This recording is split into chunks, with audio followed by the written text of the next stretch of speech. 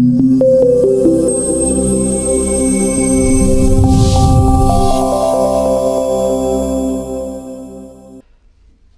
TV देख रहे सारे ही दर्शकों का मैं गुरइकबाल सिंह स्वागत करदा।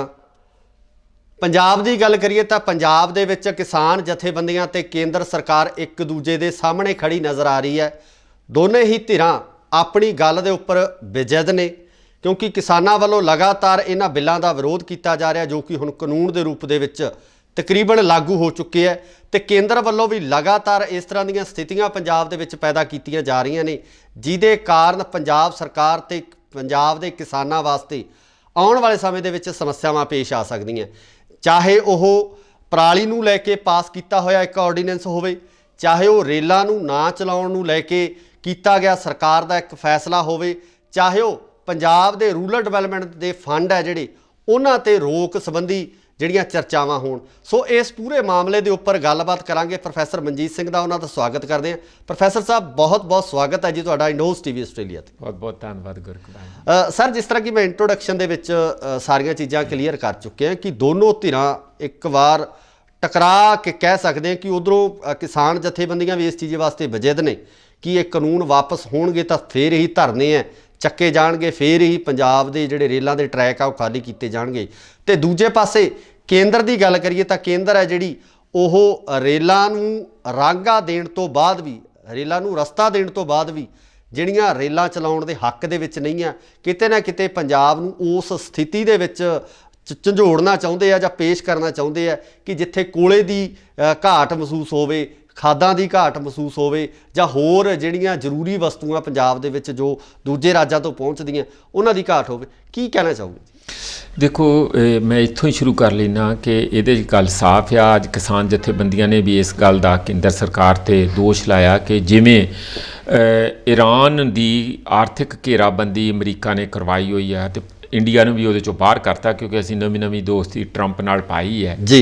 उस तरीके नाल ही पंजाब की घेराबंदी केंद्र सरकार आर्थिक तौर पर कर रही है, इन्हां दा साह घुट के इन्हां नूं खत्म करन वाल जा रही है। इस किस्म के ਜਿਹੜੇ ਪ੍ਰਭਾਵ ਆ ਉਹ ਸੁਨੀਲ ਜਾਖੜ ਦੇ ਵੀ ਹੈਗੇ ਆ ਔਰ ਜਿਹੜੇ ਕਾਂਗਰਸ ਦੇ ਪੰਜਾਬ ਪ੍ਰਦੇਸ਼ ਕਾਂਗਰਸ ਦੇ ਪ੍ਰਧਾਨ ਆ ਤੇ ਹੋਰ ਪਾਰਟੀਆਂ ਵੀ ਦੱਬੀ ਜ਼ਬਾਨ 'ਚ ਇਹੋ ਕੁਛ ਹੀ ਕਹਿ ਰਹੀਆਂ, ਪਰ ਖਾਸ ਕਰਕੇ ਕਿਸਾਨ ਤੇ ਰੋਜ਼ ਪੂਰਾ ਬੁਲੰਦ ਆਵਾਜ਼ ਦੇ ਵਿੱਚ ਨਾਅਰਿਆਂ ਦੇ ਗੂੰਜ ਦੇ ਵਿੱਚ ਇਹ ਗੱਲ ਕਹਿ ਰਹੇ ਆ ਕਿ ਜਿੱਥੇ ਇੱਕ ਪਾਸੇ ਵੰਗਾਰ ਰਿਹਾ, ਇੱਕ ਪਾਸੇ ਉਹਨਾਂ ਦੀ ਇਹ ਚਿੰਤਾ ਆ ਕਿ ਸਾਡੇ ਪੰਜਾਬ ਨੂੰ ਕੇਂਦਰ ਸਰਕਾਰ ਆਰਥਿਕ ਤੌਰ ਤੇ ਘੇਰਾਬੰਦੀ ਕਰ ਰਹੀ ਹੈ ਜੀ।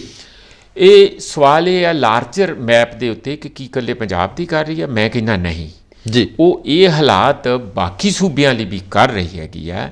ਫਾਰ ਇੰਸਟੈਂਸ ਜੇ ਤੁਸੀਂ ਕਾਰਪੋਰੇਟ ਘਰਾਣਿਆਂ ਦੇ ਹੀ ਹੱਥ ਠੋਕੇ ਬਣ ਕੇ ਰਹਿਣਾ, ਕੇਂਦਰ ਸਰਕਾਰ ਦੀ ਮੈਂ ਗੱਲ ਕਰ ਰਿਹਾ, ਜੇ ਕੁਝ ਕੁ ਜਿਹੜੇ ਜਿਹਨੂੰ ਕ੍ਰੋਨੀ ਕੈਪੀਟਲਿਜ਼ਮ ਕਹਿੰਦੇ ਆ ਕਿ ਆਪਣੇ ਚਹੇਤਿਆਂ ਨੂੰ ਸਾਰਾ ਕੁਝ ਦੇ ਕੇ ਅਦਾਨੀ ਹੋਏ, ਅੰਬਾਨੀ ਹੋਏ ਜਾਂ ਹੋਰ ਉਹੋ ਜਿਹੇ 5-7 ਹੋਣਗੇ, ਜੇ ਉਹਨਾਂ ਦੇ ਹੱਥਾਂ 'ਚ ਖੇਡਣਾ ਆ ਤਾਂ ਫਿਰ ਤੁਹਾਨੂੰ ਦੇਸ਼ ਦੇ ਅੰਦਰ ਜਮਹੂਰੀਅਤ ਨੂੰ ਖਤਮ ਕਰਨਾ ਪੈਂਦਾ ਜੀ। ਜਾਂ ਲੋਕਤੰਤਰਕ ਜਿਹੜੀ ਇਹ ਲੋਕਾਂ ਕੋਲ ਆਪਣਾ ਪਾਵਰ ਹੁੰਦੀ ਆ, ਭਾਵੇਂ ਉਹ ਟ੍ਰੇਡ ਯੂਨੀਅਨ ਹੋਣ, ਭਾਵੇਂ ਕਿਸਾਨ ਹੋਣ, ਭਾਵੇਂ ਕਰਮਚਾਰੀ ਹੋਣ, ਜਿਹੜੀ ਉਹ ਬੁਲੰਦੀ ਦੇ ਵਿੱਚ ਆਪਣੀਆਂ ਆਵਾਜ਼ ਉਠਾ ਕੇ ਆਪਣੇ ਹੱਕ ਹਕੂਕ ਲਈ ਸੜਕਾਂ 'ਤੇ ਲੜਦੇ ਆ, ਉਸ ਨੂੰ ਖਤਮ ਕਰਨਾ ਪੈਂਦਾ। ਤਾਂ ਹੀ ਉਹ ਇੱਕ ਕਿਸਮ ਦਾ ਕੰਟਰੋਲ ਰੱਖਣਗੇ, ਸ਼ਾਂਤੀ ਰਹੂਗੀ ਅਤੇ ਖੁੱਲ੍ਹੀਆਂ ਲੁੱਟਾਂ ਕਾਰਪੋਰੇਟਾਂ ਨੂੰ ਕਰਾ ਸਕਦੇ। ਇਹੀ ਕਾਰਨ ਆ ਕਿ ਜੋ ਲਿਬਰਲ ਏਜੰਡਾ ਜਿਸ 'ਤੇ ਕਿਸੇ ਵੇਲੇ ਕਾਂਗਰਸ ਨੇ ਹੌਲੀ ਹੌਲੀ ਬੜੀ ਸੁਸਤ ਚਾਲ 'ਚ ਚੱਲਣਾ ਸ਼ੁਰੂ ਕੀਤਾ ਸੀ, बीजेपी ने तो खास कर जी मोदी जी की अगवाई दे विच जो दूसरी NDA सरकार आई है, उन्होंने उस ही रस्ते के उत्ते बुलेट ट्रेन की स्पीड के नाल अगे वधना शुरू किया, जिन्हें सारे देश के जनता नूं उन्हां दी जिहड़ा एक बैलेंस बनिया सीगा सोचण दा, रोज़ विचरण दा और उन्हां दीआं तनखाहां, आमदना, सारा कुछ कारोबार उसनूं हिला के रखता, तबाही के किनारे।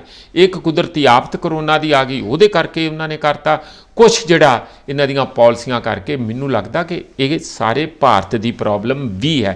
ईवन जिहड़े कानून भी आए आ, वो तिन्ने जिहड़े काले कानून खेती संबंधी हैगे आ, वो भी सारे भारत लई इकल्ले पंजाब लई नहीं है, पर पंजाब नूं इस दा सेक सब तो वध क्यों लग रहा? ਉਹਦਾ ਕਾਰਨ ਇਹ ਹੈ ਕਿ ਪੰਜਾਬ ਇੱਕ ਖੇਤੀ ਪ੍ਰਧਾਨ ਸੂਬਾ ਹੈ ਜੀ।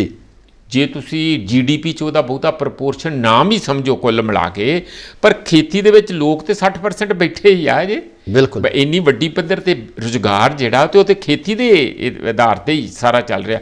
ਹੁਣ ਵੀ ਜਦੋਂ ਸਾਰੇ ਪਾਸੇ GDP ਤੁਹਾਡੀ ਜਿਹੜੀ ਆਮਦਨ ਆ ਜਾਂ ਵਿਕਾਸ ਆ ਰੁਲ ਗਿਆ, ਸਾਰੇ ਪਾਸੇ ਤਬਾਹੀ ਹੋ ਗਈ ਸੀਗੀ, ਤੇ ਜੇ ਪੰਜਾਬ ਨੂੰ ਬਚਾਇਆ ਤੇ ਕਿਹਨੇ ਬਚਾਇਆ? ਕਿਸਾਨਾਂ ਨੇ ਬਚਾਇਆ। ਬਿਲਕੁਲ ਮਤਲਬ ਪਿੰਡਾਂ ਦੇ ਵਿੱਚ ਕਿੱਥੇ ਕਰੋਨਾ ਦੀ ਕਿਸੇ ਨੇ ਪਰਵਾਹ ਕੀਤੀ, ਨਾ ਮੰਡੀਆਂ 'ਚ ਕੀਤੀ ਆ। ਉਹ ਸਗੋਂ ਫਸਲਾਂ ਪਿਛਲੇ ਸਾਲ ਨਾਲੋਂ ਜ਼ਿਆਦਾ ਹੋਈਆਂ ਜੀ। ਇਹਦਾ ਮਤਲਬ ਉਹਨਾਂ ਬਹਾਦਰਾਂ ਨੂੰ ਥਾਪੜਾ ਦੇਣ ਦੀ ਜਗ੍ਹਾ, ਉਹਨਾਂ ਦਾ ਇੱਜ਼ਤ ਮਾਣ ਕਰਨ ਦੀ ਜਗ੍ਹਾ ਕਿ ਤੁਸੀਂ ਦੇਸ਼ ਦੀ ਇੱਜ਼ਤ ਬਚਾ ਲਈ ਆ, ਦੇਸ਼ ਦੇ ਜਿਹੜੀ ਆਮਦਨ ਆ ਕੁਛ ਨਾ ਕੁਛ ਹੋਈ ਆ ਤੇ ਉਹਦੇ ਸਿਰ ਤੇ ਹੁਣ ਦੇਸ਼ ਬਾਕੀ ਚੱਲੂਗਾ, ਤੁਸੀਂ ਉਹਨਾਂ ਨੂੰ ਸਜ਼ਾ ਦੇਣੀ ਚਾਹੁੰਦੇ ਆ। ਪੰਜਾਬ ਕਿਉਂਕਿ ਇੱਥੇ ਦੀ ਖੇਤੀ ਸਭ ਤੋਂ ਐਡਵਾਂਸ ਆ, ਕਿਉਂਕਿ ਸਭ ਤੋਂ ਪਹਿਲਾਂ ਇਨਕਲਾਬ 67-68 ਵਿੱਚ ਇੱਥੋਂ ਸ਼ੁਰੂ ਹੋਇਆ। ਮਹਿੰਦਰ ਸਿੰਘ ਰੰਧਾਵਾ ਜਾਂ ਹੋਰ ਸਾਰਿਆਂ ਨੇ ਰਲ ਕੇ ਖੇਤੀਬਾੜੀ ਯੂਨੀਵਰਸਿਟੀ ਦੇ ਰਾਹੀਂ ਇਸ ਨੂੰ ਜ਼ਿਗ ਜ਼ੈਗ ਫੈਲਾਇਆ। ਹੁਣ ਜਦੋਂ ਕਿਉਂਕਿ ਇਹ ਚਰਮ ਸੀਮਾ ਤੇ ਪਹੁੰਚਿਆ ਹੋਇਆ ਆਪਣੀ ਤੇ ਬਹੁਤ ਜ਼ਿਆਦਾ ਹਾਇਰ ਲੈਵਲ ਤੇ, ਕਿਉਂਕਿ ਜਿੰਨੀ ਪ੍ਰੋਡਕਸ਼ਨ ਪੰਜਾਬ 'ਚ ਹੁੰਦੀ ਆ ਜ਼ਿਆਦਾਤਰ ਉਹਦਾ ਹਿੱਸਾ ਮੰਡੀ 'ਚ ਆਉਂਦਾ। ਇਹ ਬਾਕੀ ਸੂਬਿਆਂ 'ਚ ਨਹੀਂ ਆ, ਬਹੁਤਾ ਉਹ ਖਾਣ ਲਈ ਰੱਖ ਲੈਂਦੇ, ਥੋੜ੍ਹਾ ਜਿਹਾ ਮੰਡੀ 'ਚ ਆਉਂਦਾ ਆ ਜੀ। ਤੇ ਉੱਥੇ ਦੀ ਛੋਟੀ ਕਿਸਾਨੀ ਆ, ਪਛੜੀ ਕਿਸਾਨੀ ਆ। ਇਸ ਕਰਕੇ ਸਾਨੂੰ ਕੋਈ ਵੀ ਜਿਹੜੀ ਤਬਦੀਲੀ ਪੁਰਾਣੇ ਕਾਨੂੰਨਾਂ 'ਚ ਜਦੋਂ ਹੁੰਦੀ ਤੇ ਪੰਜਾਬ ਨੂੰ ਸਭ ਤੋਂ ਵੱਧ ਉਹਦਾ ਸੇਕ ਲੱਗ ਰਿਹਾ। ਇਹੀ ਕਾਰਨ ਆ ਕਿ ਪੰਜਾਬ ਦੇ ਜਿਹੜੇ ਕਿਸਾਨ ਆ ਉਹ ਐਨ ਜੰਗੀ ਪੱਧਰ ਦੇ ਉੱਤੇ ਐਨ ਅੱਗ ਭਬੂਕਾ ਹੋਏ ਆ, ਗੁੱਸੇ ਵਿੱਚ ਆ, ਮੁਜ਼ਾਹਰੇ ਕਰ ਰਿਹਾ, ਰੇਲਾਂ ਰੁਕੀਆਂ, ਸਾਰਾ ਕੁਝ ਕੀਤਾ। ਹੁਣ ਰੇਲਾਂ 'ਚ ਖੋਲ ਵੀ ਦਿੱਤੀਆਂ ਤੇ ਹੁਣ ਮੋਦੀ ਨੇ ਰੋਕਤੀਆਂ ਜੀ। ਉਹ ਖਾਸ ਕਰਕੇ ਉਹਦਾ ਰੋਕਣ ਦਾ ਇਹ ਆ ਕਿ ਜਦੋਂ ਦੁਸਹਿਰੇ ਦੇ ਉੱਤੇ ਪੁਤਲੇ ਜਿਹੜੇ ਫੂਕੇ ਆ ਮੋਦੀ ਦੇ ਤੇ ਅਦਾਨੀ ਤੇ ਅੰਬਾਨੀ ਦੇ ਰਲਾ ਕੇ, ਉਹਨਾਂ ਨੇ ਜਗ੍ਹਾ ਤੇ ਸੈਂਕੜੇ ਜਗ੍ਹਾ ਦੇ ਵਿੱਚ ਪਿੰਡੋ ਪਿੰਡੀ ਨਿਆਣਿਆਂ ਨੇ ਛੋਟੇ ਮੈਂ ਦੇਖ ਰਿਹਾ ਸੀ, ਵੀਡੀਓ ਵੀ ਦੇਖਿਆ, ਮੈਂ ਆਪ ਵੀ ਸ਼ਾਮਿਲ ਸੀਗਾ। ਤਾਂ ਗੁਰੂ ਇਕਬਾਲ ਉੱਥੋਂ ਇਹ ਹਿਸਾਬ ਲੱਗਦਾ ਕਿ ਪੰਜਾਬ ਦੇ ਵਿੱਚ ਇੱਕ ਬਹੁਤ ਹੀ ਤਿੱਖੀਆਂ ਤੇ ਵੱਡੇ ਪੱਧਰ ਤੇ ਬਾਗੀ ਸੁਰਾਂ ਚੱਲ ਪਈਆਂ ਹੋਈਆਂ। ਉਦੋਂ ਉਸ ਦੇ ਡਰ ਤੋਂ ਮਾਰੇ ਕਹਿ ਲਓ ਜਾਂ ਇਹਨਾਂ ਨੂੰ ਸਬਕ ਸਿਖਾਉਣ ਲਈ, ਹੁਣ ਦੋ ਹੀ ਚੀਜ਼ਾਂ ਹੋ ਸਕਦੀਆਂ, ਜਾਂ ਤੇ ਗੌਰਮੈਂਟ ਪਿੱਛੇ ਹਟੂਗੀ ਜਾਂ ਆਪਣੀ ਹਉਮੈ ਦਿਖਾਊਗੀ। ਤੇ ਉਹ ਹਾਲ ਦੀ ਘੜੀ ਪਿੱਛੇ ਹਟਣ ਦੀ ਜਗ੍ਹਾ ਆਪਣੀ ਤਿੜ ਵਿੱਚ, ਆਪਣੀ ਆਕੜ ਵਿੱਚ, ਆਪਣਾ ਜਿਹੜਾ ਕਹਿੰਦੇ ਧੌਣ 'ਚ ਕਿੱਲਾ ਫਸਿਆ ਵਾਲੀ ਗੱਲ, ਉਸ ਤੇ ਅੜੇ ਹੋਇਆ। ਮੈਨੂੰ ਲੱਗਦਾ ਕਿ ਇਹਦੀ ਕਾਫੀ ਕੀਮਤ ਉਤਾਰਨੀ ਪੈ ਸਕਦੀ ਹੈ। ਚੀਫ ਮਿਨਿਸਟਰ ਸਾਹਿਬ ਕੈਪਟਨ ਅਮਰਿੰਦਰ ਸਿੰਘ ਵੈਸੇ ਤਾਂ ਉਹ ਇੱਕ ਲੱਤ ਦਿੱਲੀ ਰੱਖਦੇ, ਇੱਕ ਚੰਡੀਗੜ੍ਹ ਰਹੀ, ਪਰ ਇਸ ਮੁੱਦੇ ਤੇ ਉਹ ਕਿੰਨੀ ਵਾਰੀ ਵਾਰਨਿੰਗ ਦਿੱਲੀ ਨੂੰ ਦੇ ਚੁੱਕੇ ਆ ਕਿ ਖਬਰਦਾਰ ਤੁਸੀਂ। 3 ਵਾਰੀ ਤਾਂ ਮੈਂ ਆਪ ਬੜੇ ਕਲੀਅਰਲੀ ਪੜ੍ਹਿਆ ਕਿ ਤੁਸੀਂ ਪੰਜਾਬ ਦੇ ਇਹੋ ਜਿਹੇ ਹਾਲਾਤ ਨਾ ਕਰੋ ਕਿ ਪੰਜਾਬ ਦੇ ਵਿੱਚ ਬਾਗੀ ਸੁਰਾਂ ਹੋਰ ਤੇਜ਼ ਹੋ ਜਾਣ, ਤਾਂ ਫਿਰ ਮੇਰੇ ਹੱਥੋਂ ਵੀ ਗੱਲ ਜਿਹੜੀ ਬਾਹਰ ਚਲੇ ਜਾਊਗੀ। ਤੁਸੀਂ ਸਮਝ ਤੋਂ ਕੰਮ ਲਓ, ਇੱਥੇ ਅਮਨ ਸ਼ਾਂਤੀ ਬਹਾਲ ਕਰੋ। ਅਮਨ ਸ਼ਾਂਤੀ ਤਾਂ ਹੀ ਬਹਾਲ ਹੋਊਗੀ ਜੇ ਤੁਸੀਂ ਘੱਟੋ ਘੱਟ ਜੋ ਬਣਦਾ। ਹੁਣ ਫਾਰ ਇੰਸਟੈਂਸ ਪੋਲਿਊਸ਼ਨ ਦੀ ਗੱਲ ਆ, ਅੱਜ PHU ਦੀ ਸਟੱਡੀ, ਪੰਜਾਬ ਐਗਰੀਕਲਚਰ ਯੂਨੀਵਰਸਿਟੀ ਦੀ ਸਟੱਡੀ ਆ ਗਈ ਕਿ ਉਹਨਾਂ ਨੇ 3 ਸਾਲਾਂ ਦੀ 17-18-19 ਦੀ 3 ਸਾਲਾਂ ਦੀ ਸਟੱਡੀ ਕਰਕੇ ਦੱਸ ਦਿੱਤਾ ਕਿ ਗੱਲਾਂ ਕੀ ਮਾਰਦੀ ਫਿਰਦੀ ਹੈ ਸਰਕਾਰ। ਉਹਨਾਂ ਨੇ ਕਿਹਾ ਕਿ 5 ਕਿਲੋਮੀਟਰ ਦੀ ਪਰ ਆਵਰ ਸਪੀਡ ਤੋਂ ਹਵਾ ਤੇਜ਼ ਚੱਲਦੀ ਨਹੀਂ ਇਹਨਾਂ ਸਮਿਆਂ 'ਚ, ਜਦੋਂ ਇਹ ਪੋਲਿਊਸ਼ਨ ਦੀ ਗੱਲ ਕਰਦੇ ਆ। ਧਾਨ ਦੀ ਜਿਹੜੀ, ਝੋਨੇ ਦੀ ਜਿਹੜੀ ਦਿੱਲੀ ਵੱਲ ਪੋਲਿਊਸ਼ਨ ਦੀ ਗੱਲ ਕੀਤੀ ਜਾਂਦੀ ਹੈ, ਪੰਜਾਬ ਤੋਂ ਦਿੱਲੀ ਪੋਲਿਊਸ਼ਨ ਜਾਂਦੇ, ਉਹ ਕਹਿੰਦੇ ਚੱਲਦੀ ਨਹੀਂ। ਤੇ ਜੇ ਇੰਨੀ ਸਪੀਡ ਨਹੀਂ ਉੱਥੇ ਜਾ ਹੀ ਨਹੀਂ ਸਕਦੀ। ਇਸ ਪੋਲਿਊਸ਼ਨ ਦਾ ਜੇ ਸਭ ਤੋਂ ਵੱਧ ਕਿਸੇ ਨੂੰ ਨੁਕਸਾਨ ਹੈ, ਜਿੰਨੀ ਕੁ ਵੀ ਪੋਲਿਊਸ਼ਨ ਹੈ ਉਹਦਾ ਪੰਜਾਬੀਆਂ ਨੂੰ ਆ, ਕਿਉਂਕਿ ਹਵਾ ਇੱਥੇ ਰਹਿੰਦੀ ਹੈ। ਉਹ ਦਿੱਲੀ ਵਾਲੇ ਖੁਦ ਆਪਣੇ ਸਿਰ 'ਚ ਜਿਸ ਤਰ੍ਹਾਂ ਕੁੱਕੜ ਖੇਡ ਆਈ ਆਪਣੇ ਸਿਰ ਵਿੱਚ ਪਾਈ, ਉਹ ਆਪਣਾ ਧੂੰਆਂ, ਆਪਣੀ ਗੰਦੀ ਹਵਾ, ਆਪਣੀਆਂ ਉਹਨਾਂ ਦਾ ਰਹਿਣ ਬਹਿਣ ਐਡਾ ਭੈੜਾ ਹੋ ਚੁੱਕਾ ਆ ਕਿ ਉਹ ਜੋ ਵੀ ਗੰਦਮੰਦ ਤਾਂ ਉਹਨੂੰ ਛੱਡਦੀ ਆ ਹਵਾ ਜਾਂ ਗੈਸ ਜਾਂ ਸਾਰਾ ਕੁਝ ਮਿਲਾ ਕੇ, ਉਹ ਸਮੌਗ ਬਣ ਜਾਂਦੀ ਹੈ। ਉਹ ਕਿਤੇ ਹਿਲਦੀ ਨਹੀਂ, ਉਹ ਇੰਨੀ ਜਮ੍ਹਾਂ ਹੋ ਜਾਂਦੀ ਹੈ ਹਵਾ ਦੇ ਵਿੱਚ ਉੱਪਰ ਧਰਤੀ ਦੇ ਨਾਲ ਦਿੱਲੀ ਦੇ ਏਰੀਏ ਦੇ ਵਿੱਚ, NCR ਜਿਹਨੂੰ ਕਹਿੰਦੇ ਆ ਲਾਰਜਰ ਏਰੀਆ, ਕਿ ਉਹ ਹਵਾ ਚੱਲੇ ਤੇ ਉੱਥੋਂ ਸਾਫ਼ ਹੋਵੇ। ਜਦੋਂ ਠੰਡ ਹੋ ਜਾਂਦੀ ਹੈ ਉਹ ਹੋਰ ਥੱਲੇ ਨੂੰ ਬੈਠ ਜਾਂਦੀ ਹੈ। ਇਹ ਸੁਪਰੀਮ ਕੋਰਟ ਦਾ ਵੀ ਕਹਿਣਾ ਆ, ਇਹ ਸਾਡਾ ਵੀ ਜਾਣੀ PHU ਦੀ ਸਟੱਡੀ ਦਾ ਵੀ ਕਹਿਣਾ ਆ ਕਿ ਇਹ ਇੱਕ ਮਿੱਥ ਆ ਕਿ ਤੁਸੀਂ ਪੰਜਾਬ ਨੂੰ ਬਦਨਾਮ ਕਰਦੇ ਆ। ਵਿੱਚੇ ਕੇਜਰੀਵਾਲ ਬਦਨਾਮ ਕਰਦਾ ਕਿ ਇੱਥੇ ਤੁਸੀਂ ਉਹਨਾਂ ਨੂੰ ਜੀ ਰੋਕੋ ਜੀ, ਉਹਨਾਂ ਨੂੰ ਇੰਝ ਕਰੋ ਜੀ, ਜੁਰਮਾਨੇ ਲਾਓ ਜੀ। ਉਸੇ ਤਰਜ਼ ਦੇ ਵਿੱਚ BJP NDA ਬੋਲੇ ਤੇ ਉਸੇ ਚੀਜ਼ ਨੂੰ ਮੁੱਖ ਰੱਖ ਕੇ ਉਹਨਾਂ ਨੇ ਇਹ ਨਵਾਂ ਕਾਨੂੰਨ ਪੋਲਿਊਸ਼ਨ ਜਿਹੜਾ ਇਹੀ ਗੱਲ ਕਰਨੀ, ਜਿਹੜਾ ਆਰਡੀਨੈਂਸ ਇਹ ਲਿਆਂਦਾ ਗਿਆ, ਇਹ ਕਿਸਾਨਾਂ ਦੇ ਉੱਪਰ ਥੋਪਿਆ ਗਿਆ, ਕੀ ਇਹਦਾ ਸਿੱਧਾ ਅਸਰ ਕਿਸਾਨੀ ਸੰਘਰਸ਼ ਦੇ ਉੱਤੇ ਪਊਗਾ? ਨਹੀਂ, ਮੈਨੂੰ ਨਹੀਂ ਲੱਗਦਾ ਕਿਸੇ ਵੀ ਕਿਸਮ ਦੇ ਕਿਸਾਨ ਬੜੇ ਦਿਵਾਂਗ ਆ, ਉਹ ਬੜੇ ਆਪਣੀ ਮਰਜ਼ੀ ਨਾਲ ਲੱਗੇ ਹੋਏ ਆ। ਪਿਛਲੇ ਸਾਲ ਨਾਲੋਂ ਐਤਕੀ ਪਰਾਲੀ ਜ਼ਿਆਦਾ ਫੂਕੀ, ਜਿਹੜੀ ਮਾੜੀ ਗੱਲ ਆ, ਨਹੀਂ ਫੂਕਣੀ ਚਾਹੀਦੀ। ਪਰ ਤੁਸੀਂ ਉਹਨਾਂ ਨੂੰ ਰੋਕੋਗੇ ਕਿਵੇਂ ਜਦ ਤੱਕ ਤੁਸੀਂ ਕੋਈ ਵਿਕਲਪ ਨਹੀਂ ਦਿੰਦੇ। ਜਿਹੜਾ ਵਿਕਲਪ ਦਿੰਦੇ ਆ ਕਿ ਰੋਟਾਵੇਟਰ ਜਾਂ ਹੋਰ ਇਹੋ ਜਿਹੀ ਮਸ਼ੀਨਰੀ ਦੇ ਨਾਲ ਕਰੋ, ਮਹਿੰਗੀ ਬੜੀ ਆ, ਜਾਂ ਤੇ ਤੁਸੀਂ ਉਹਨਾਂ ਨੂੰ ਵਾਹ ਕੇ ਦੇ ਦਿਓ ਜ਼ਮੀਨ, ਤੁਸੀਂ ਸਰਕਾਰੀ ਤੌਰ ਤੇ ਉਹਨਾਂ ਨੂੰ ਕਹੋਗੇ ਅਸੀਂ ਤੁਹਾਡੀ ਆਹ ਮਦਦ ਕਰਦੇ। ਜੇ ਮਦਦ ਕਰਦੇ ਵੀ ਆ, ਲੋਕਾਂ ਦੀ ਡਿਮਾਂਡ ਹੈਗੀ ਆ, ਮੰਨ ਲਓ 500 ਮਸ਼ੀਨ ਦੀ, 100 ਮਸ਼ੀਨ ਦੀ ਜਾਂ 17 ਮਸ਼ੀਨਾਂ ਦੀ ਇਹ ਸਬਸਿਡੀ ਦਿੰਦੇ ਆ, ਉੱਥੇ ਰੌਲਾ ਪਿਆ ਹੁੰਦਾ। ਉਹ ਜਾਣੀ ਮਸ਼ੀਨ ਜਿਹਦੀ ਅਸਲ ਵਿੱਚ ਕੋਈ 5 ਲੱਖ ਦੀ ਮਿਲਦੀ ਆ ਜਾਂ 2.5 ਲੱਖ ਦੀ ਮਿਲਦੀ ਆ, ਉਹ ਵੱਧ ਕੇ 5 ਲੱਖ ਦੀ ਡਬਲ ਕੀਮਤ ਤੇ ਚਲੇ ਗਈ ਹੋਈ। ਇਸ ਕਰਕੇ ਕਿਸਾਨ ਨੂੰ ਨਾ ਤੁਸੀਂ ਕਹੋ, ਕਿਸਾਨ ਤੇ ਜਿੰਨੀ ਕੁਝ ਕਰ ਸਕਦਾ ਕਰ ਰਿਹਾ ਆ, ਪਰ ਜਿਹੜੀ ਇਹ ਪੋਲਿਊਸ਼ਨ ਦੇ ਨਾਂ ਦੇ ਉੱਤੇ ਇੱਕ ਨਵਾਂ ਧੱਕਾ ਪੰਜਾਬ ਦੇ ਨਾਲ, ਪਤਾ ਕਿੰਨੀ ਹੈ? 5 ਸਾਲ ਦੀ ਸਜ਼ਾ, 1 ਕਰੋੜ ਰੁਪਇਆ ਜੁਰਮਾਨਾ। ਇਹ ਦੋਵੇਂ ਆਈਦਰ ਔਰ ਵੀ ਹੋ ਸਕਦੇ ਤੇ ਇਕੱਠੇ ਵੀ ਹੋ ਸਕਦੇ। 1 ਕਰੋੜ ਰੁਪਇਆ ਜੁਰਮਾਨਾ। ਹੁਣ ਇਹ ਧੜਾਕਾ ਕੱਢਣ ਵਾਲੀ ਗੱਲ ਨਹੀਂ ਹੈ। ਤੁਸੀਂ ਪੋਲਿਊਸ਼ਨ ਤੇ ਇਹਨਾਂ ਨਹੀਂ ਕਹਿ ਰਹੇ ਨਾ, ਇਸ ਵੇਲੇ ਤੁਸੀਂ ਬਾਕੀ ਪੋਲਿਊਸ਼ਨ ਦੇਖ ਲੈਨੇ ਕਿੰਨਾ ਕੁ ਰੋਕਦੇ ਆ। ਦਿੱਲੀ ਵਾਲੇ ਆਪਣਾ ਘਰ ਆਪ ਸੰਭਾਲਣ, ਪੰਜਾਬ ਦੇ ਕਿਸਾਨਾਂ ਤੇ ਤੋੜਾ ਝਾੜਨਾ ਕਿ ਇਹ ਸਾਡੀ ਹਵਾ ਖਰਾਬ ਕਰ ਰਿਹਾ, ਇਹ ਬਿਲਕੁਲ ਮੂਰਖਾਨਾ ਆ। ਔਰ ਮੈਂ ਕਹਿੰਦਾ ਵਿੰਡਿਕਟਿਵ ਆ ਇਹ, ਕਿਸੇ ਤੇ ਹਮਲਾ ਕਰ ਕਿਸੇ ਨੂੰ ਨੀਚਾ ਦਿਖਾਉਣ ਲਈ ਜਾਣਬੁੱਝ ਕੇ ਪਰੇਸ਼ਾਨ ਕਰਨ ਵਾਲੀਆਂ ਗੱਲਾਂ, ਇਹ ਨਹੀਂ ਹੋਣਾ ਚਾਹੀਦਾ। ਬਾਕੀ ਗੱਲਾਂ ਵੀ 1000 ਕਰੋੜ ਰੁਪਈਆ ਸਾਡਾ 1050 ਕਰੋੜ ਰੁਪਈਆ ਜਿਹੜਾ ਸਾਡਾ ਬਣਦਾ ਟੈਕਸ ਦਾ, ਕਿਉਂ ਨਹੀਂ ਦਿੰਦੇ? ਵੀ ਤੁਸੀਂ ਮਾਮੇ ਲੱਗਦੇ ਆ। ਦਿੱਲੀ ਜਿਹੜੀ ਹੈ ਉਹ ਸਾਡੀ ਜਿਹੜੀ ਸੇਲ ਹੁੰਦੀ ਹੈ FCI ਨੂੰ ਜਾਂ ਹੋਰ ਨੂੰ, ਉਹ 3% ਅਸੀਂ ਪੰਜਾਬ ਟੈਕਸ ਲਾਉਂਦੇ। ਇਹਦਾ ਹਿਸਾਬ ਦਿਓ ਜੀ ਆਪਣਾ, ਇਹ ਦਵੇ ਤਾਂ ਮੋਦੀ ਹਿਸਾਬ ਆਪਣਾ ਜੀ। ਮੋਦੀ ਨੇ ਪ੍ਰਾਈਮ ਮਿਨਿਸਟਰ ਕੇਅਰ ਫੰਡ ਆਪਣੇ ਤੌਰ ਤੇ ਅਲੱਗ ਖਾਤਾ ਕਰਕੇ, ਕਿਉਂ ਜੀ? ਪਹਿਲਾਂ PM ਫੰਡ ਸੀਗਾ, ਉਹਦੇ ਚ ਲੈਂਦਾ, ਕਿਉਂਕਿ ਉਹਦੇ ਵਿੱਚ ਔਖਾ ਸੀਗਾ ਇੱਧਰ ਉੱਧਰ ਸੱਜੇ ਖੱਬੇ ਕਰਨਾ। ਹੁਣ ਤੁਸੀਂ ਦਿਓ ਹਿਸਾਬ ਸਾਨੂੰ, ਉਹ ਵੀ ਸਾਡਾ ਪੈਸਾ ਗਿਆ, ਸਾਡੇ ਲੋਕਾਂ ਦਾ ਪੈਸਾ, ਦੇਸ਼ ਦੇ ਲੋਕਾਂ ਦਾ ਪੈਸਾ। ਪਾਰਟੀਆਂ ਕਿੱਥੇ ਪੈਸਾ ਕਿੰਨਾ ਖਰਚ ਕਰ ਰਹੀਆਂ ਆ, ਉਹ ਲੈ ਕੇ ਉਹ ਹੁਣ ਤੇ ਜਿਹੜੇ ਨਵਾਂ ਇਹਨਾਂ ਨੇ ਸਕੀਮ ਬਣਾਤੀ ਹੈ, ਚੁੱਪ ਕਰਕੇ ਤੁਸੀਂ ਕੰਟਰੀਬਿਊਟ ਕਰ ਸਕਦੇ, ਤੁਹਾਨੂੰ ਪਤਾ ਵੀ ਨਹੀਂ ਲੱਗੂ ਕਿੰਨੇ ਹਜ਼ਾਰ ਕਰੋੜ ਰੁਪਈਆ ਕਿਸ ਪਾਰਟੀ ਨੂੰ ਦਿੱਤਾ। ਆਪਣੀ RTI ਦੇ ਅੰਦਰ ਨਹੀਂ ਹੈਗੀਆਂ। ਜਾਣੀ ਜੋ ਪਾਰਟੀਆਂ ਨੇ, ਖਾਸ ਕਰ ਜਿਸ ਤਰ੍ਹਾਂ ਮੋਦੀ ਵਰਗੀ ਪਾਰਟੀ ਨੇ ਪਹਿਲਕਾ ਮਚਾਇਆ ਹੋਇਆ ਦੇਸ਼ ਦੇ ਅੰਦਰ, ਇਹ ਆਮ ਲੋਕਾਂ ਤੋਂ ਹੁਣ ਬਹੁਤ ਦੇਰ ਬਰਦਾਸ਼ਤ ਨਹੀਂ ਹੁੰਦਾ। ਉਹਨਾਂ ਦਾ ਹੱਕ ਹਕੂਕ ਬਣਦਾ 1000 ਕਰੋੜ ਦਾ ਟੈਕਸ ਤੁਸੀਂ ਵਾਪਸ ਕਰੋ। ਸਾਡੇ ਕੋਲ ਹਿਸਾਬ ਮੰਗ ਰਹੇ, ਹਿਸਾਬ ਵੀ ਮਿਲੂਗਾ, ਮਿਲਣਾ ਚਾਹੀਦਾ ਆ, ਪਰ ਇਕੱਲਾ 1000 ਕਰੋੜ ਥੋੜ੍ਹੀ ਆ। 3700 ਕਰੋੜ ਰੁਪਈਆ ਪੰਜਾਬ ਨੇ ਇਸ ਨਾਂ ਦੇ ਉੱਤੇ ਆਲਰੇਡੀ ਐਡਵਾਂਸ ਲਿਆ ਆ। ਉਹ ਇੱਕ ਸਰਕੂਲੇਸ਼ਨ 'ਚ ਹੁੰਦਾ ਆ। 600 ਕਰੋੜ ਹਰ 6 ਮਹੀਨੇ ਬਾਅਦ ਦੇਣਾ ਹੁੰਦਾ, 1200 ਕਰੋੜ ਜਿਹੜਾ ਹਰ ਸਾਲ ਬਾਅਦ ਦੇਣਾ ਹੁੰਦਾ। ਉਸ ਨੂੰ ਕਰੋਨਾ ਦੇ ਦਿਨਾਂ ਦੇ ਵਿੱਚ ਤੇ ਘੱਟੋ ਘੱਟ ਤੁਸੀਂ ਇਹੋ ਜਿਹੇ ਸਾਡੀਆਂ ਆਲਰੇਡੀ ਐਜੀਟੇਸ਼ਨ ਆ, ਆਲਰੇਡੀ ਗੁੱਸੇ ਆ ਲੋਕ, ਤੁਸੀਂ ਨਾ ਕੰਮ ਕਰੋ। ਬੋਗੀਆਂ ਬੰਦ ਕਰਤੀਆਂ, ਗੁਡਸ ਟ੍ਰੇਨ, ਕੋਈ ਕਿਤੇ ਖਤਰਾ ਨਹੀਂ, ਕੋਈ ਕਿਸੇ ਕਿਸਮ ਦਾ ਬੰਬ ਧਮਾਕਾ ਨਹੀਂ ਹੋਇਆ। ਕਦੀ ਵੀ ਪੰਜਾਬ ਦੇ ਇਤਿਹਾਸ ਵਿੱਚ ਇਸ ਤਰੀਕੇ ਨਾਲ ਗੱਡੀਆਂ ਰੋਕਣੀਆਂ ਸੈਂਟਰ ਵੱਲੋਂ, ਜਦਕਿ ਸਾਰੀਆਂ ਲਾਈਨਾਂ ਕਲੀਅਰ ਆ, ਮੇਨ ਲਾਈਨ ਕੋਈ ਵੀ ਬੰਦ ਨਹੀਂ ਹੈਗੀ। ਔਰ ਪੰਜਾਬ ਸਰਕਾਰ ਬਾਰ-ਬਾਰ ਰਿਕਵੈਸਟ ਕਰ ਰਹੀ ਹੈ ਔਰ ਗਰੰਟੀ ਲੈ ਰਹੀ ਹੈ ਕਿ ਅਸੀਂ ਇੱਥੇ ਜ਼ਿੰਮੇਵਾਰ ਹਾਂ। ਉਹਨਾਂ ਕੋਲ ਆਪਣੀ ਜਿਹੜੀ ਉਹਨਾਂ ਦੀ ਆਪਣੀ ਹੁੰਦੀ ਆ ਡਿਫੈਂਸ ਪੁਲਿਸ, ਜਿਹੜੀ ਰੇਲਵੇ ਪੁਲਿਸ ਉਹਨਾਂ ਕੋਲ ਹੈਗੀ ਹੈ, ਤੇ ਰੇਲਵੇ ਪੁਲਿਸ ਕਿਸ ਕੰਮ ਲਈ ਰੱਖੀ ਹੋਈ ਆ, ਉਹ ਇਸ ਦਾ ਧਿਆਨ ਦੇਵੇ। ਹੋਰ ਉਹਨਾਂ ਦਾ ਆਪਣਾ ਸਿਕਿਉਰਿਟੀ ਸਿਸਟਮ ਹੈਗਾ, ਸਿਗਨਲ ਸਿਸਟਮ, ਸਿਕਿਉਰਿਟੀ ਸਿਸਟਮ, ਸਾਰਾ ਕੁਝ ਹੈਗਾ। ਇਸ ਲਈ ਇਹ ਤੇ ਬੜਾ ਇੱਕ ਧੱਕਾ ਆ। ਇਹੋ ਜਿਹੀਆਂ ਗੱਲਾਂ, ਹੋਰ ਸਾਡਾ GST ਨਹੀਂ ਦਿੱਤਾ ਜਾ ਰਿਹਾ, ਪੋਲਿਊਸ਼ਨ ਦਾ ਲੈ ਕੇ ਆ ਗਏ, ਇਹ ਸਾਰੀਆਂ ਗੱਲਾਂ ਕੁੱਲ ਮਿਲਾ ਕੇ ਜਿਹੜੇ ਸਾਨੂੰ ਨਹੀਂ ਦੇਣਾ, ਤਾਂ ਹੀ ਕਿਸਾਨ ਜਿਹੜੇ ਆ ਉਹ ਗੁਹਾਰ ਲਗਾ ਰਹੇ ਆ ਕਿ ਸਾਨੂੰ ਸਾਡੀ ਆਰਥਿਕ ਘੇਰਾਬੰਦੀ ਕਰਕੇ ਸਾਨੂੰ ਹੋਰ ਜਿਸ ਤਰ੍ਹਾਂ ਗਿੱਲੇ ਤੌਲੀਏ ਵਾਂਗੂ ਨਿਚੋੜਿਆ ਜਾ ਰਿਹਾ, ਇਹ ਚੱਲੂਗਾ ਨਹੀਂ। ਇਸ ਗੱਲ ਦਾ ਜਿਹੜਾ ਸੈਂਟਰ ਆ ਉਹ ਪਿੱਛੇ ਹਟ ਕੇ ਸਗੋਂ ਲੋਕਾਂ ਦੀਆਂ ਗੱਲਾਂ ਵੱਲ ਧਿਆਨ ਦੇਵੇ। ਆਮ ਲੋਕਾਂ ਦੀ ਜੇ ਗੱਲ ਕਰੀਏ, ਕਿਉਂਕਿ ਕਿਸਾਨੀ ਦੇ ਨਾਲ ਅੱਜ ਜਿਹੜਾ ਆਮ ਵਰਗ ਦੇ ਲੋਕ ਨੇ ਜਿਹੜੇ ਕਿਸਾਨੀ ਦੇ ਕਿੱਤੇ ਨਾਲ ਨਹੀਂ ਜੁੜੇ ਹੋਏ, ਉਹ ਵੀ ਕਿਤੇ ਨਾ ਕਿਤੇ ਕਿਸਾਨਾਂ ਦੇ ਪੱਖ ਦੇ ਵਿੱਚ ਖੜੇ ਨਜ਼ਰ ਆ ਰਹੇ ਨੇ। ਸਿੱਧੇ ਤੌਰ ਤੇ ਉਹਨਾਂ ਵੱਲੋਂ ਜਿਵੇਂ ਕਿ ਟੋਲ ਟੈਕਸਾਂ ਦੇ ਉੱਪਰ ਜਿਹੜਾ ਉਹਨਾਂ ਨੂੰ ਫ੍ਰੀ ਲਗਾਇਆ ਜਾ ਰਿਹਾ, ਉਹ ਕਿਸਾਨੀ ਅੰਦੋਲਨ ਦਾ ਜਿਹੜਾ ਸਮਰਥਨ ਕਰਦੇ ਨਜ਼ਰ ਆ ਰਹੇ ਆ। ਸੋ ਅਗਰ ਜਿਹੜੀਆਂ ਗੁੱਡਸ ਆ ਪੰਜਾਬ ਦੇ ਵਿੱਚ ਨਹੀਂ ਪਹੁੰਚਦੀਆਂ, ਅਗਰ ਪੰਜਾਬ ਦੇ ਵਿੱਚ ਜ਼ਰੂਰੀ ਵਸਤੂਆਂ ਦੀ ਜਿਹੜੀ ਕਿਤੇ ਨਾ ਕਿਤੇ ਥੁੜ ਪੈ ਜਾਂਦੀ ਹੈ, ਕੋਲੇ ਦੀ ਥੁੜ ਪੈ ਜਾਂਦੀ ਹੈ, ਜਿਹਦਾ ਸਿੱਧਾ ਪ੍ਰਭਾਵ ਆਮ ਜਨਤਾ ਤੇ ਪੈਣਾ, ਆਮ ਲੋਕਾਂ ਤੇ ਪੈਣਾ, ਕੀ ਤੁਹਾਨੂੰ ਲੱਗਦਾ ਕਿ ਉਸ ਨਾਲ ਕਿਸਾਨੀ ਅੰਦੋਲਨ ਨਾਲ ਜੁੜੇ ਹੋਏ ਆਮ ਲੋਕ ਹੈ ਜਿਹੜੇ ਉਹ ਇਸ ਦਾ ਵਿਰੋਧ ਕਰਦੇ ਨਜ਼ਰ ਆਉਣਗੇ?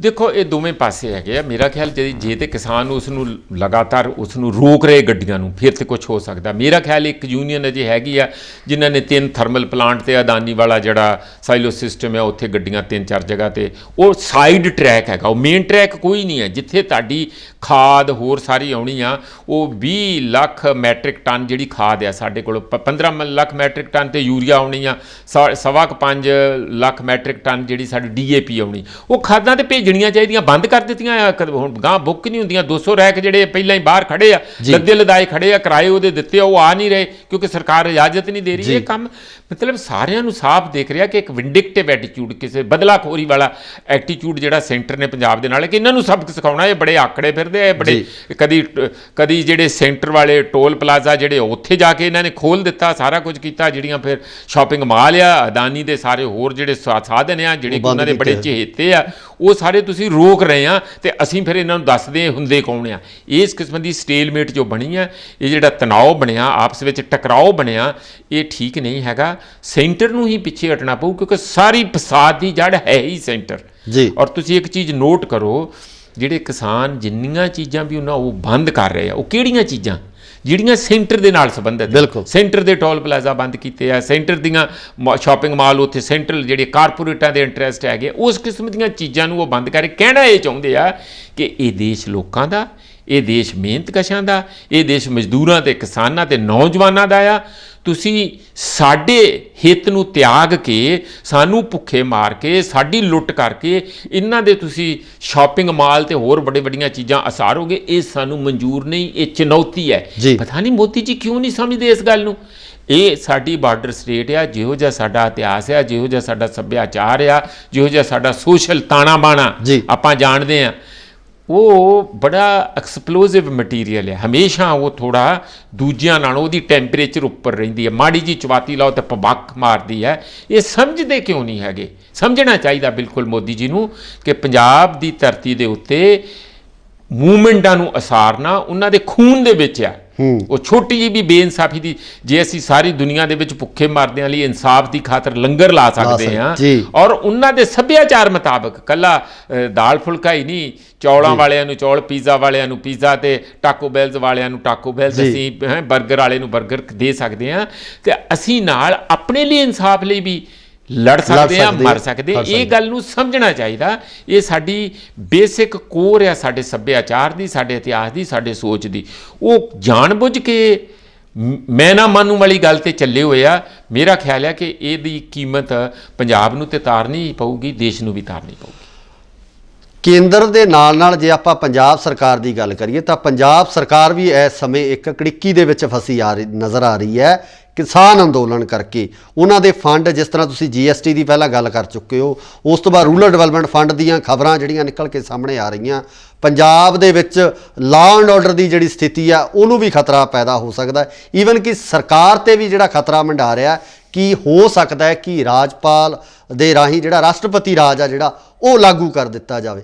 ਕਿਵੇਂ ਦੇਖਦੇ ਹੋ ਪੰਜਾਬ ਸਰਕਾਰ ਦੀ ਸਥਿਤੀ, ਕੀ ਦੇਖਦੇ ਹੋ? ਦੇਖੋ ਗੁਰਕਪਾਲ, ਰਾਸ਼ਟਰਪਤੀ ਰਾਜ ਜੇ ਲਾਗੂ ਕਰਨਗੇ ਨਾ ਤੇ ਇਹ ਤੇ ਬਲਦੀ ਤੇ ਤੇਲ ਪਾਉਣਗੇ ਜੀ। ਫਿਰ ਲੋਕ ਇਹ ਕਹਿਣਗੇ ਅਸੀਂ ਤਾਂ ਪਹਿਲਾਂ ਹੀ ਦੱਸਿਆ ਸੀ ਨਾ, ਕਹਿੰਦੇ ਸੀ ਨਾ ਵੀ ਇਹੋ ਜਿਹੇ ਬੇਕਰਤੂਤੇ ਹੈਗੇ ਆ, ਕਰਤੀ ਨਾ।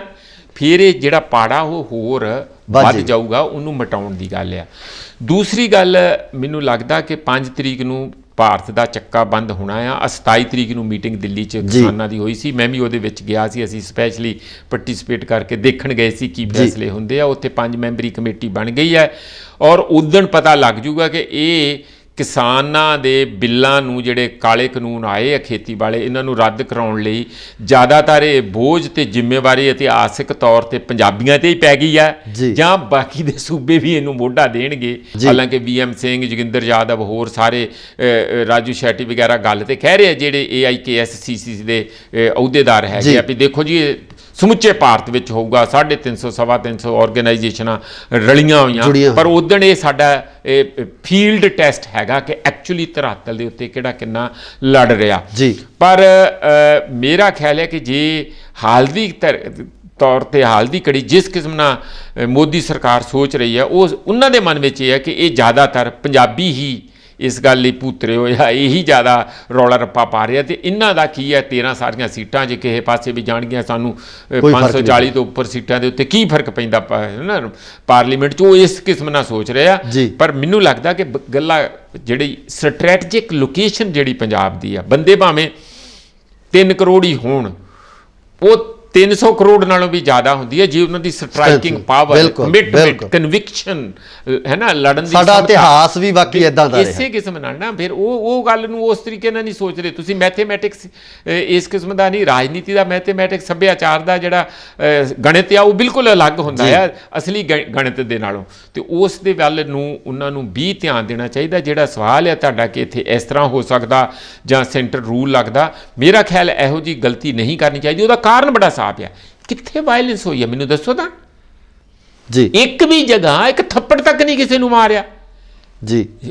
ਪ੍ਰੋਟੈਸਟ ਹੀ ਕਰ ਰਹੇ ਬਿਲਕੁਲ ਬਿਲਕੁਲ ਸ਼ਾਂਤੀਪੂਰਵਕ ਚੱਲ ਰਿਹਾ ਸਾਰਾ। ਇਹਦੇ ਨਾਲੋਂ ਮੈਂ ਤੇ ਕਹਿੰਦਾ ਇੱਕ ਇਤਿਹਾਸ ਅਲੱਗ ਕਿਸਮ ਦਾ ਪੰਜਾਬੀਆਂ ਨੇ ਇਤਿਹਾਸ ਰਚਤਾ ਕਿ ਅਸੀਂ ਐਡੇ ਲਾਰਜ ਸਕੇਲ ਤੇ ਮੂਵਮੈਂਟ ਕਰਦੇ ਹੋਏ ਡਿਸਿਪਲਿਨਡ ਢੰਗ ਦੇ ਨਾਲ ਮਿਲ ਜੁਲ ਕੇ ਸ਼ਾਂਤਮਈ ਤਰੀਕੇ ਦੇ ਨਾਲ ਵੀ ਅਸੀਂ ਇੰਨੀ ਵੱਡੀ ਰੈਜ਼ਿਸਟੈਂਸ ਲਗਾਤਾਰ ਕਰ ਸਕਦੇ ਹਾਂ। ਇਹ ਛੋਟੀ ਗੱਲ ਨਹੀਂ ਹੈਗੀ। ਬਿਲਕੁਲ ਇਸ ਗੱਲ ਤੋਂ ਚਿੰਤਾ ਸੈਂਟਰ ਨੂੰ ਹੋਣੀ ਚਾਹੀਦੀ, ਸਾਨੂੰ ਕੋਈ ਨਹੀਂ ਹੈ। ਅੱਗੇ ਜਿਹੜਾ ਸਵਾਲ ਤੁਹਾਨੂੰ ਮੈਂ ਰੱਖਣਾ ਚਾਹੁੰਦਾ ਇਹ ਹੈ ਕਿ ਇਸ ਮੂਵਮੈਂਟ ਨੂੰ ਚਲਾਉਂਦਿਆਂ ਹੋਇਆਂ ਲੰਬਾ ਸਮਾਂ ਹੋ ਗਿਆ, 5 ਤਰੀਕ ਦੀ ਗੱਲ ਕੀਤੀ ਜਾ ਰਹੀ ਹੈ, ਸਾਰੇ ਭਾਰਤ ਦੀ ਸਥਿਤੀ ਸਾਫ਼ ਹੋ ਜਾਣੀ ਹੈ। ਅੱਗੇ ਕਿਸ ਤਰ੍ਹਾਂ ਦੀ ਰਣਨੀਤੀ ਬਣਾਉਣੀ ਚਾਹੀਦੀ ਹੈ? ਕਿਸ ਤਰੀਕੇ ਨਾਲ ਇਸ ਅੰਦੋਲਨ ਨੂੰ ਹੋਰ ਅੱਗੇ ਵਧਾਉਣਾ ਚਾਹੀਦਾ ਕਿ ਸੈਂਟਰ ਦੇ ਉੱਪਰ ਇਸ ਚੀਜ਼ ਦਾ ਹੋਰ ਦਬਾਅ ਵਧਾਇਆ ਜਾ ਸਕੇ, ਪ੍ਰਭਾਵ ਵਧਾਇਆ ਜਾ ਸਕੇ ਕਿ ਉਹ ਇਹਨਾਂ ਬਿੱਲਾਂ ਨੂੰ ਵਾਪਸ ਲੈਣ ਦੇ ਲਈ, ਇਹਨਾਂ ਕਾਨੂੰਨਾਂ ਨੂੰ ਰੱਦ ਕਰਨ ਦੇ ਲਈ, ਅਮੈਂਡ ਕਰਨ ਦੇ ਲਈ ਮਜਬੂਰ ਹੋਵੇ? ਦੇਖੋ, ਇੱਕ ਵਾਰੀ ਤੇ ਥੋੜ੍ਹੇ ਜਿਹੇ ਸਿਗਨਲ ਆਏ ਸੀ ਵੀ ਸ਼ਾਇਦ ਉਹ ਸੋਚਣਗੇ, ਪਰ ਫਿਰ ਮੋਦੀ ਜੀ ਨੇ ਫੱਟ ਦੇਣੀ ਕਹਿਤਾ ਕਿ ਨਥਿੰਗ ਡੂਇੰਗ, ਮੈਂ ਧਾਰਾ 370 ਦੇ ਬਾਰੇ ਨਹੀਂ ਕੁਝ ਵੀ ਰਿਵਿਊ ਕਰੂੰਗਾ। ਇਹ ਜਿਹੜੇ ਤਿੰਨੇ ਕਾਨੂੰਨ ਬਣਾਏ ਆ ਇਹ ਬੇਵਕੂਫ ਆ ਲੋਕ ਜਿਹੜੇ ਪੰਜਾਬ ਦੇ ਫਾਰਮਰ, ਇਹਨਾਂ ਨੂੰ ਸਮਝ ਨਹੀਂ ਪੈ ਰਹੀ। ਮੈਂ ਇਹਨਾਂ ਨੂੰ ਅਮੀਰ ਕਰਨਾ ਚਾਹੁੰਦਾ, ਮੈਂ ਇਹਨਾਂ ਨੂੰ ਆਜ਼ਾਦ ਕਰਨਾ ਚਾਹੁੰਦਾ, ਔਰ ਇਹ ਦਲਾਲੀਆਂ ਕਰਦੇ ਫਿਰਦੇ ਆ ਜਾਂ ਇਹ ਦੂਜੀਆਂ ਰਾਜਨੀਤਿਕ ਪਾਰਟੀਆਂ ਦੇ ਹੱਥਾਂ ਦੇ ਖੇਡ ਰਹੇ, ਉਹਨਾਂ ਦੇ ਗੋਲੇ ਬਣੇ ਹੋਏ, ਇਹਨਾਂ ਨੂੰ ਅਕਲ ਨਹੀਂ ਹੈ। ਇਹ ਕਹਿਣਾ ਚਾਹੁੰਦਾ ਆ ਉਹ। ਹਾਲਾਂਕਿ ਮੇਰਾ ਖਿਆਲ ਹੈ ਕਿ ਜੇ ਬੈਠ ਕੇ ਜੇ ਇੰਨਾ ਹੀ ਇਹ ਸਿਆਣਾ ਤੇ ਗੱਲ ਤੇ ਕਰੇ, ਇੱਥੇ ਰੈਲੀ 'ਚ ਤੇ ਆਵੇ ਪ੍ਰਧਾਨ ਮੰਤਰੀ, ਦੱਸੇ, ਫਿਰ ਡਾਇਲੋਗ ਕਰੇ, ਮਨ ਕੀ ਬਾਤ ਕਰਕੇ ਉੱਥੇ ਆਲ ਇੰਡੀਆ ਰੇਡੀਓ ਤੋਂ ਨਾ ਭੱਜ ਲਏ, ਉੱਥੋਂ ਹੀ ਆਪਣਾ ਰਿਕਾਰਡਡ ਭਾਸ਼ਣ ਛੱਡ ਦਿੰਦੇ ਆ। ਇੰਜ ਨਹੀਂ ਕਰਨਾ ਚਾਹੀਦਾ। ਇਹ ਉਹਨਾਂ ਦਾ ਧਰਮ ਵੀ ਆ ਔਰ ਇਹ ਰਾਜ ਧਰਮ ਵੀ ਹੈਗਾ ਕਿ ਜਿੱਥੇ ਲੋਕ ਇੰਨੇ ਵੱਡੇ ਪੱਧਰ ਤੇ ਇੰਨੀ ਦੇਰ ਤੋਂ ਜਦੋਜਹਿਦ ਕਰ ਰਹੇ ਆ, ਗੁੱਸੇ ਵਿੱਚ ਆ, ਤੁਸੀਂ ਆ ਕੇ ਉਹਨਾਂ ਦੇ ਵਿੱਚ ਬੈਠੋ, ਗੱਲ ਕਰੋ, ਆਪਣਾ ਮੀਟਿੰਗ ਕਰੋ। ਉੱਥੇ ਦਿੱਲੀ ਗਏ, ਉਹਨਾਂ ਨੂੰ ਮਿਲਣ ਲਈ ਕੁਛ ਨਹੀਂ ਕੀਤਾ ਇਹਨਾਂ ਨੇ। ਉੱਥੇ ਜਾ ਕੇ ਹੋਰ ਹੀ 4 ਅਫਸਰਾਂ ਦੇ ਨਾਲ ਬਿਠਾ ਕੇ ਉਹਨਾਂ ਦਾ ਮਤਲਬ ਗੱਲ ਨੂੰ ਟਾਲਣਾ ਚਾਹੁੰਦੇ ਸੀ। ਉਹ ਉਹਨਾਂ ਨੇ ਬਾਈਕਾਟ ਕਰਕੇ ਬਾਹਰ ਆਏ, ਗੁੱਸੇ 'ਚ ਬਾਹਰ ਆਏ ਕਿ ਅਸੀਂ ਇਹਨਾਂ ਕੋਲੋਂ ਕੀ ਹੈ, ਕਾਨੂੰਨ ਤੁਸੀਂ ਬਣਾਓ, ਰਾਜਨੀਤਿਕ ਲੋਕ ਬਣਾਉਣ, ਕਾਨੂੰਨ ਪਾਰਲੀਮੈਂਟ 'ਚ ਬਣੇ ਤੇ ਗੱਲ ਅਸੀਂ ਕਰੀਏ ਥੱਲੇ ਅਫਸਰਾਂ ਦੇ ਨਾਲ। ਇਹ ਨਹੀਂ ਹੋਊਗੀ ਬਿਊਰੋਕ੍ਰੇਸੀ ਦੇ ਨਾਲ।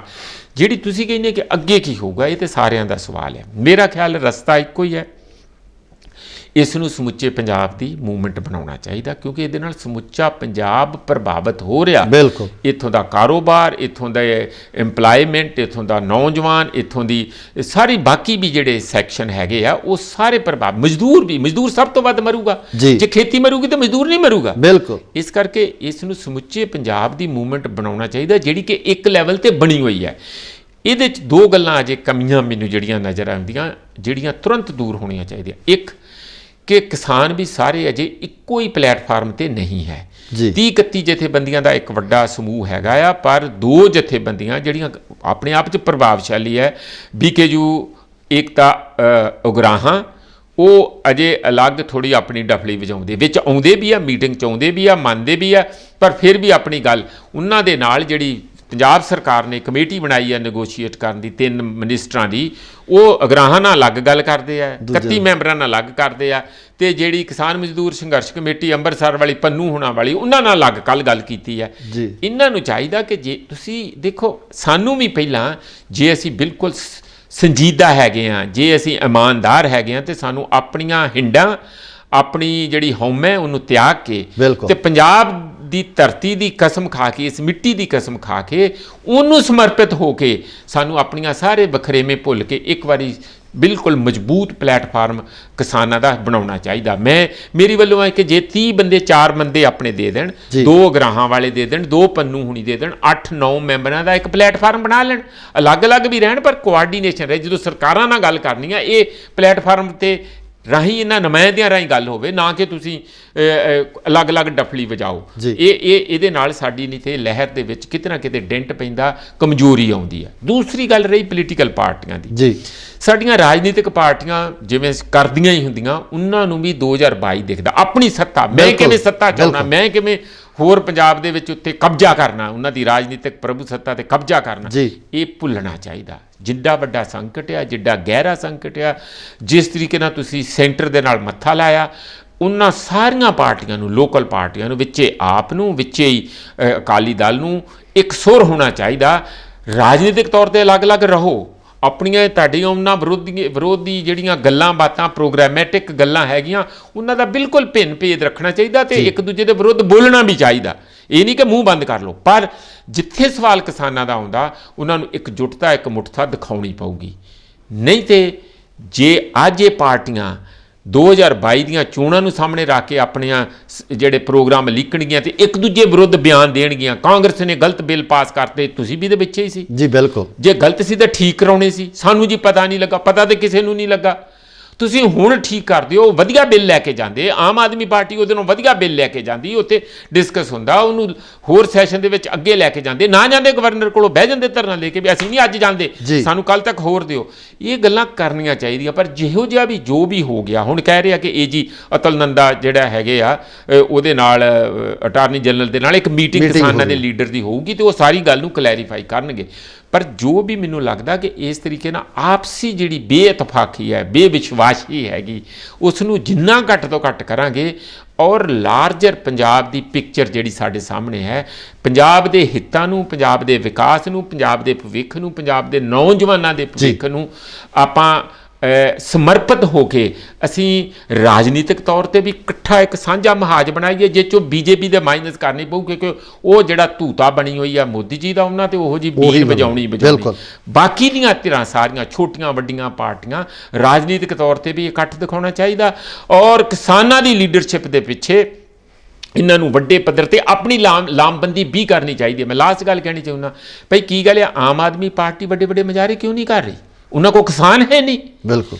ਹੁਣ ਜਦੋਂ 26-27 ਤਰੀਕ ਨੂੰ ਦਿੱਲੀ ਘੇਰੋ ਚੱਲਣਾ ਨਾ ਸਾਰਿਆਂ ਨੇ, 26-27 ਰਹਿ ਗਿਆ, ਮਹੀਨਾ ਰਹਿ ਗਿਆ, ਮਹੀਨੇ ਤੋਂ ਵੀ ਘੱਟ ਹੈਗਾ ਜੀ, ਉਹਦੇ ਲਈ ਕਿਉਂ ਨਹੀਂ ਅਕਾਲੀ ਦਲ ਆ ਕੇ ਪ੍ਰੈਸ ਕਾਨਫਰੰਸ ਕਰਕੇ ਅਨਾਉਂਸ ਕਰਦਾ ਕਿ 25,000 ਬੰਦਾ ਅਕਾਲੀ ਦਲ ਦੇ ਝੰਡਿਆਂ ਬੁੰਗਿਆਂ ਦੇ ਨਾਲ ਇਹਨਾਂ ਅਗਵਾਈ ਜਿਹੜੇ ਸਾਡੇ ਕਿਸਾਨ ਵੀਰ ਕਰਨਗੇ, ਅਸੀਂ ਆਪਣੇ ਕਿਸਾਨ, ਆਪਣੇ ਅਕਾਲੀ ਕਿਸਾਨ ਜਿਹੜੇ ਲੈ ਕੇ ਸੜਕ ਤੇ ਦਿੱਲੀ ਵੱਲ ਨੂੰ ਮਾਰਚ ਕਰਾਂ? ਕਿਉਂ ਨਹੀਂ ਜਿਹੜਾ ਆਮ ਆਦਮੀ ਪਾਰਟੀ ਇਸ ਗੱਲ ਦਾ ਅਨਾਉਂਸ ਕਰਦੀ ਕਿ 10,000 ਕਿਸਾਨ ਭਾਵੇਂ ਟਰੈਕਟਰਾਂ ਨਾਲ, ਭਾਵੇਂ ਪੈਦਲ, ਆਪਣੇ ਝੰਡੇ ਬੁੰਗੇ ਪਾਰਟੀ ਦੇ ਲੈ ਕੇ ਅਸੀਂ ਕਿਸਾਨਾਂ ਦੇ ਪਿੱਛੇ ਪਿੱਛੇ ਚੱਲਾਂਗੇ। ਅਸੀਂ ਉਹਨਾਂ ਦੇ ਨਾਲ ਨਹੀਂ ਚੱਲਾਂਗੇ, ਪਰ ਸਾਡੇ ਵੀ ਪੰਜਾਬ ਦੇ ਹਿੱਤ ਹੈਗੇ, ਸਾਡੇ ਰਾਜਨੀਤੀ ਸਾਡੀ ਜਿਹੜੀ ਆ ਪੰਜਾਬ ਨੂੰ ਅਪਣਾਈ ਹੋਈ ਹੈ, ਇਸ ਕਿਸਮ ਦਾ ਕਿਉਂ ਨਹੀਂ ਉਹ ਕਰਦੇ?